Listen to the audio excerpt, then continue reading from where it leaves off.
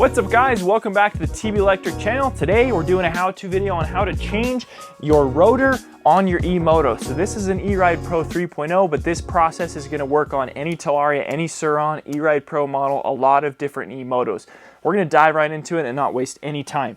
So I have a variety of tools here. This is a very simple process, but we're gonna go through it step by step. We're gonna start by loosening our pinch bolts on our fork. Sometimes these are up underneath, sometimes they're on the front. Usually they're either a 4mm or a 5mm Allen. So we're gonna loosen those on both sides.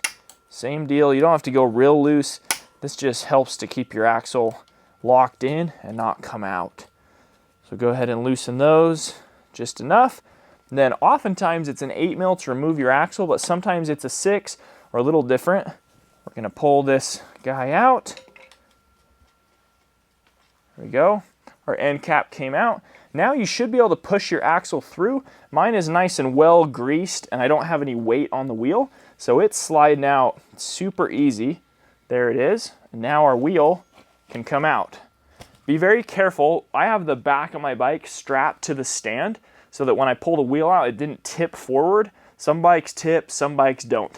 Now we got our wheel. So why would you want to switch your rotor? Sometimes you want to upgrade. Sometimes you want to pull your bolts out and put some Loctite on them so they don't fall out. And sometimes you want to grease up your hub or your axle, which again is kind of the same process we're doing here. So most of the time, rotor bolts are a Torx T25 tool. Not always, but the majority of the time. I just want you guys to be very careful to make sure you're putting the right tool in there, because if you strip these, it's not a good day. So we're going to use our T25. We're going to be very careful to not strip these, and we're just going to go back and forth. Oftentimes the stock ones are not very hard to break loose because they usually don't use Loctite on them. But we're just going to be very careful. You really don't want to strip these. I've done it before. You get your bolts stuck in your wheel. It's just a bad day. So once they're all broken, you can pull them out a lot quicker. And in this case, we're going to just show you guys this process. We're not actually going to switch our rotor, but you would just remove all these bolts, and you can see there's a little bit of Loctite on there from the factory, just a little bit of blue. We're going to go ahead and just put another replacement layer back on. You never want to use red Loctite, only blue, because you don't want permanent thread locker on there. But this will keep these from falling off. Now, when you're putting your rotor back on or your new rotor on, you want to tighten in kind of the same pattern you loosened them in. You want to like tighten one here, and then opposite, and then opposite, and then opposite, and then opposite, and then opposite. And you can go like semi-tight and then go back and give them all one more quick tighten, and that makes sure it's nice and centered. I'm gonna go ahead and just pull the rest of these out off camera, put some Loctite on them, and put them back in. All right, we went back and forth, snugged them all up. Let's also go over what else you should do when you take your wheel out. You should pop your little spacers out and make sure they're nice and greased up. So these little spacers have a little rubber O-ring on the side that kind of holds them in so they don't fall out. Both those have them.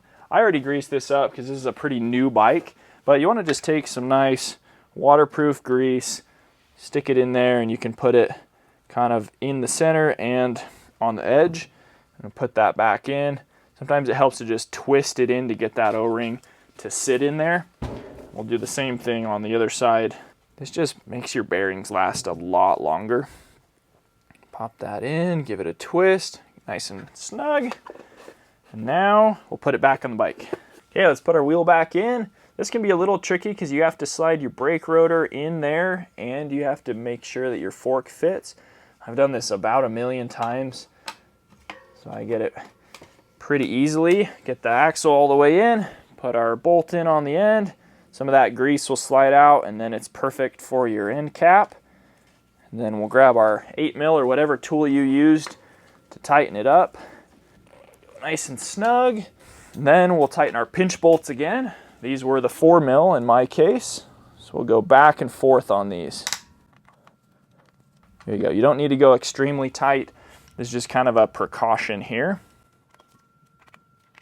Okay, and you're done. So that is how you take off your wheel, grease up your hub, swap your brake rotor, whatever you need to do right here on the front. You're good to go. Thanks for watching TB Electric. If you guys need any parts for your E-Moto, check out the link down in the video description. Head on over to our parts store. If you want a discount, use code Talaria Boys or TB Electric. Those work on a ton of different products. We'll catch you next video. See ya.